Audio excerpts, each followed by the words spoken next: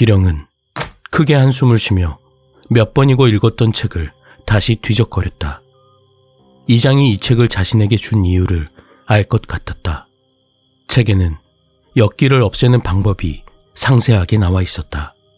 게다가 주술이 통제를 벗어났을 때 사람들이 엿기로 변할 수 있다는 것과 그것을 막을 수 있는 방법까지 찾을 수 있었다.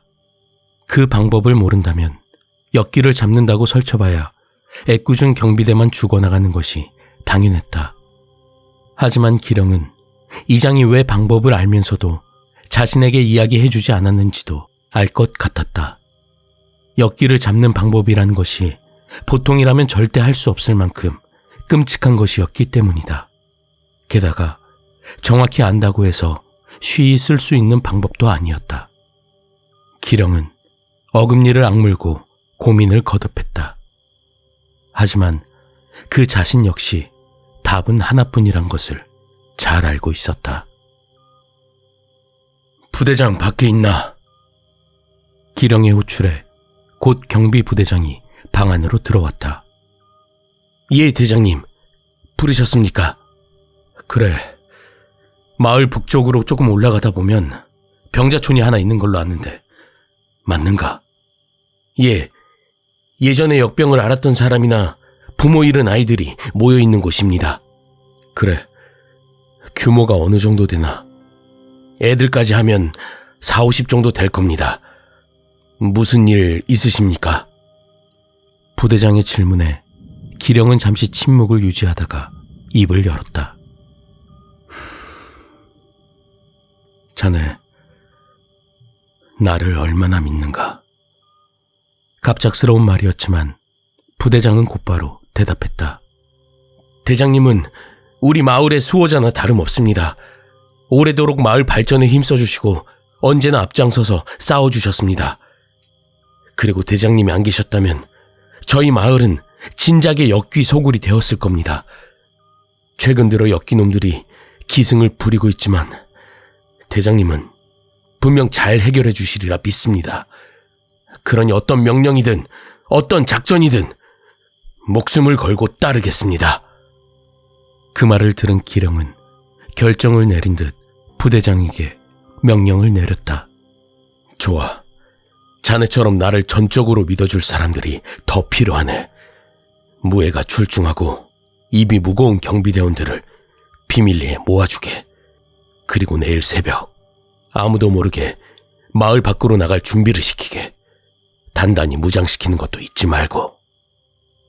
부대장은 목례를 한 뒤 밖으로 나갔다. 다음 날 새벽 기령과 부대장을 포함한 20여 명의 사람들이 병자촌 앞에 모여 있었다. 정찰 갔던 녀석들 말로는 거의 대부분이 어린아이거나 노인들이랍니다. 젊은 사람은 몇 없고 그나마도 병자들이라고 합니다. 기령은 고개를 끄덕이고는 몸을 돌려 모두에게 말했다. 지금 너희들이 여기 모인 이유가 궁금할 거다. 하지만 난 너희들에게 아무런 설명도 하지 않을 것이다. 그러니 도저히 못하겠다는 녀석들은 움직이지 않아도 좋다. 하지만 분명히 말하건대 이 일은 우리 마을을 위해 반드시 해야만 하는 일이다. 명백하게 선을 행하는 것이니 조금도 의심할 필요가 없다.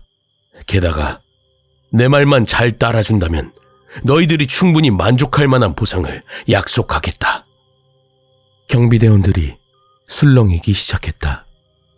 그때 기령이 병사들 한 명 한 명을 가리키며 말했다. 거기 너, 어머님이 아프시단 건 잘 알고 있다. 이 일만 잘 되면 어머님을 좋은 곳에 모시고 잘 보살펴 드릴 수 있을 거다. 그리고 너, 혼인을 앞두고 많이 힘들어하고 있다고 들었다. 너 역시 새색시와 살 수 있는 좋은 거처를 마련할 수 있을 거다. 이 녀석들뿐 아니다. 너희들 모두에게 부와 명예를 가져다 주마. 그리고 후대에 우리의 이름이 길이길이 남아 칭송받을 걸 약속한다. 병사들의 기대감 어린 표정은 기령의 다음 말에 싸늘한 표정으로 바뀌었다. 지금부터 마을에 들어가 어린아이들을 모두 산채로 잡아온다. 방해하는 노인과 병자들은 죽여도 좋다. 하지만 아이들은 절대 건들지 말고 모두 생포해서 와야 한다. 어떤 일이 있을지 대략 예상했던 부대장조차 그 말을 듣고 동요할 수밖에 없었다. 움직이지 않는다 해서 불이익을 주지는 않겠다. 하지만 날 믿고 따라준다면 분명 후회하지 않게 해주겠다. 결심이 서는 자는 복면을 쓰고 나를 따르라. 기령은 칼을 빼어들었다. 그리고 복면을 착용하고는 마을을 향해 성큼성큼 걸어가기 시작했다. 누구 하나 선뜻 입을 열지도 움직이지도 못했다. 하지만 그렇다고 물러선 것은 아니었다. 모두 그 자리에서 이리저리 눈만 굴려대고 있었다. 그 와중에 부대장이 가장 먼저 기령의 뒤를 따라 움직이기 시작했다. 마찬가지로 복면을 꺼내 쓰고는 마을로 향했다. 그게 신호라도 되는 양, 1명, 2명 그렇게 걸음을 옮기기 시작했다. 주저하는 이도 있었고 고민하는 이도 있었지만 잠시 후 경비대들이 서 있던 자리엔 그 누구 하나 남지 않았다. 얼마 지나지 않아 병자촌엔 비명소리가 울려 퍼졌고 해 뜨기 전에 사방에서 거대한 불길이 솟아올랐다.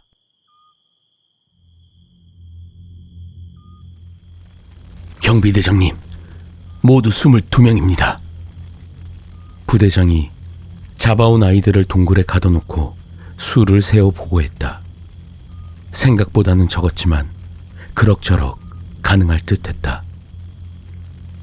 아무것도 묻지 않고 따라줘서 고맙네. 자넨 나와 가장 가까운 곳에서 모두에게 칭송받을 걸세. 아무튼 간에 이제 이야기해줘야겠군. 마을 사람들이 역귀로 변하는 걸 막을 방법을 찾았네. 기령의 말에 부대장은 그럴 줄 알았다는 듯 크게 놀라지 않았다. 다만 그 방법이란 게 무엇인지는 궁금한 모양이었다. 그 방법이란 말이야. 역귀의 심장을 땅에 묻는 것이네. 심장을 묻으면 그 일대에서는 역귀가 생기지 않아. 우리 마을 정도 규모라면 10대 개 정도면 충분하겠군. 물론 역귀 녀석들은 그게 몇 마리건 모두 죽여버릴 테지만 말이야. 하지만 대장님, 문제는 그 역귀를 죽이고 심장을 뽑아낼 방법이 없지 않습니까? 지금껏 수없이 시도해봤지만 저희 무기로는 역부족이었습니다. 실제로 역귀들은 도곰에 찔리고 베이는 것 정도는 크게 개의치 않았다. 게다가 두억신이 녀석은 괜시리 덤벼들었다가 녀석의 덩치만 키워주는 꼴이었지요. 두억신이 가장 많은 희생자를 낸 역귀를 경비대에서는 그렇게 불렀다. 언젠가부터 역귀는 사람들을 공격해 죽이고는 그 시체를 자신의 것으로 만들었다. 썩어가고 짓무르는 몸을 대체할 요량인지 죽은 사람의 육신을 갈갈이 찢어 자신의 몸에 붙이는 것이다. 경비대와 마을 사람을 10명 가까이 죽인 역귀는 점점 더 끔찍한 모습으로 변하더니 지금은 마치 하나의 인간 덩어리처럼 변해버렸다. 거대한 살덩이와 뼈덩어리인 녀석은 손이 있어야 할 자리에는 무릎과 종아리가 나와 있고 머리가 있어야 할 자리엔 손가락 수십 개가 빼곡히 박혀 있었다. 팔이나 발 서너 개가 몸을 지탱하고 있었지만 그마저도 멀쩡한 것이 없어 제각각이었다.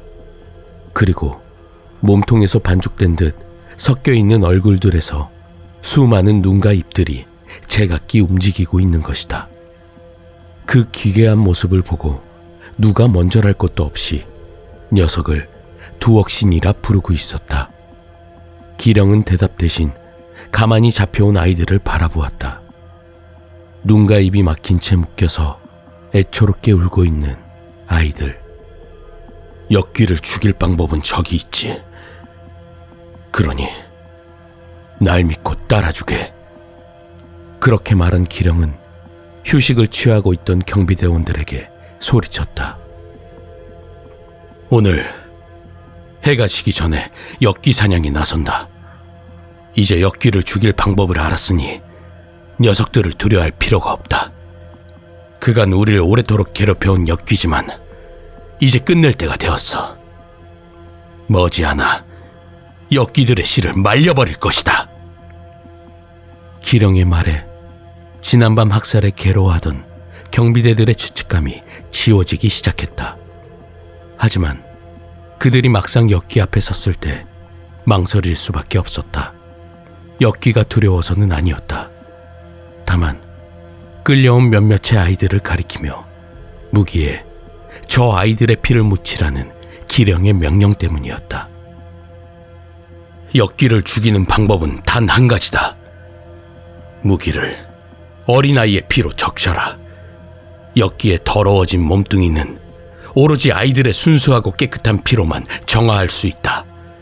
보통의 검으로 찌르고 베어봐야 아무 소용없어.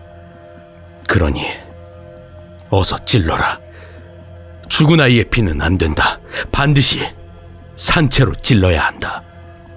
말을 마친 기령은 손수 나서서 묶여있던 아이 중 한 명에게 다가갔다. 그리고 전혀 망설임 없이 아이의 다리에 칼을 찔러 넣었다.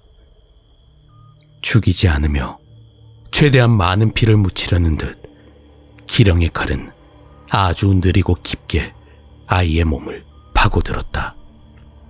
아이의 비명소리는 역귀의 비명소리보다 더 구슬프게 울려 퍼지고 있었다. 망설이지 마라. 망설이면 모두가 죽는다. 너희와 나는 물론 마을에 있는 너희 가족들도 역귀의 먹이가 될 것이다. 그러니 어서 찔러라. 그리고 싸워라. 기령은 칼을 뽑아내고는 역귀에게 돌아섰다. 그리고 곧장 역귀에게 달려들어갔다. 아직 희생자를 내지 않는 듯 비교적 멀쩡한 녀석이었지만 그렇다고 해서 만만한 상대는 아니었다. 하지만 기령은 조금의 망설임도 없이 역귀에게 달려들어 후려치려는 역귀의 팔을 피하고는 물이 흘러가듯 역귀의 팔 아래에 파고들어 몸통 쪽을 크게 베어내었다. 보통의 역귀였다면 그 정도 베인 걸로 끔찍하지 않겠지만 이번엔 달랐다. 역귀는 마치 사람처럼 끔찍한 비명을 지르며 그 자리에 주저앉았다. 그 모습을 본 부대장이 칼을 뽑아들고는 말했다. 대장님 말씀이 맞았다. 이제 역귀놈들을 죽일 수 있다. 모두 가자! 부대장과 몇몇 경비대원이 칼과 창을 뽑아들고는 묶여있는 아이에게 다가갔다. 대부분은 팔과 다리를 찌르고 베었지만 흥분한 몇몇 병사는 아이의 복부를 찌르기도 했다. 물론 바로 죽지는 않았기에 아이들은 더욱더 끔찍한 고통을 받아야 했다. 다행이라고 해야 할지 피 묻은 날붙이는 분명 효과가 있었다. 한 개 중대가 덤벼도 상대하기 힘들었던 역귀는 고작 몇 명의 경비대에 의해 너무도 허망하게 무너지고 있었다.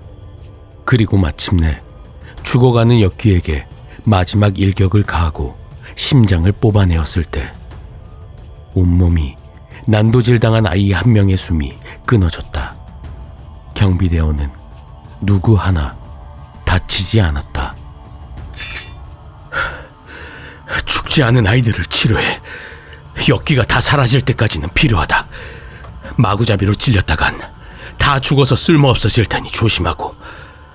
난 마을의 역귀의 심장을 묻으러 가겠다. 기령은 그렇게 지시를 내리고는 몇 명의 경비대와 함께 마을로 내려가 심장을 묻었다. 일을 마친 기령은 다른 대원들을 돌려보내고 옷을 갈아입은 뒤 이장댁으로 향했다. 어르신, 경비대장입니다. 들어오게. 오늘은 좋은 소식을 들려줄 모양이구만. 기령은 이장의 앞에 앉아 조심스레 입을 열었다. 오늘 역귀 한 마리를 토벌했습니다. 방법을 찾았으니 얼마 가지 않아 모두 치울 수 있을 겁니다.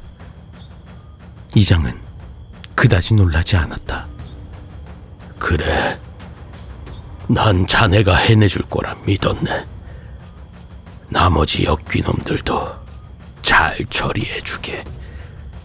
모든 죄는 내가 다 쥐고 갈 테니 자네는 맡은 바 임무만 잘하면 돼. 그 다음엔 약속한 대로 내 뒤를 이어 마을을 이끌어주게. 기령의 눈이 빛나기 시작했다. 이제 조금이면 된다. 남은 역기들, 그리고 그 두억신이 놈까지 모조리 도륙내주마. 그리고 가장 높은 곳에 올라 대대로 내 이름을 알릴 것이다.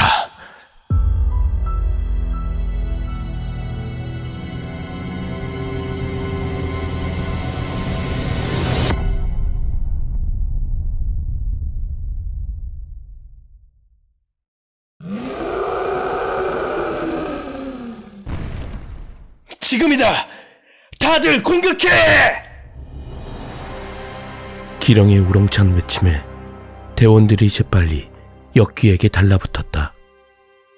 이미 엉망이 된 역귀는 큰 소리로 비명을 지르고는 그대로 쓰러졌다. 마무리는 제가 하겠습니다. 그렇게 말한 부대장은 쓰러진 역귀에게 다가가 역귀의 숨통을 끊어놓고는 익숙한 동작으로 심장을 뽑아내었다. 이걸로 마을은 안전해지겠구만. 기령의 말이었다.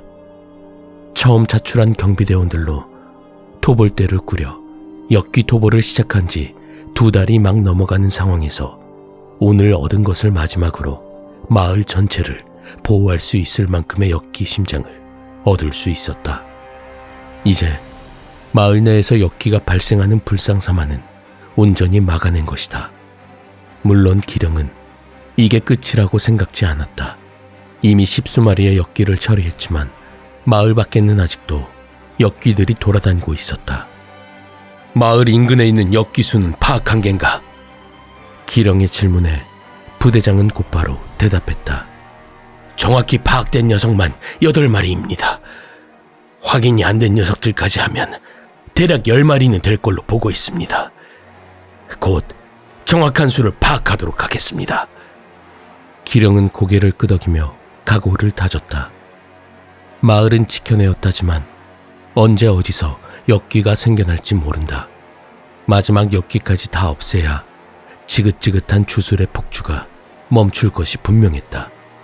하지만 역시나 문제는 역귀를 없애기 위해 반드시 필요할 순수한 피가 부족한 것이었다. 역귀 도벌 무기들은 어떤가?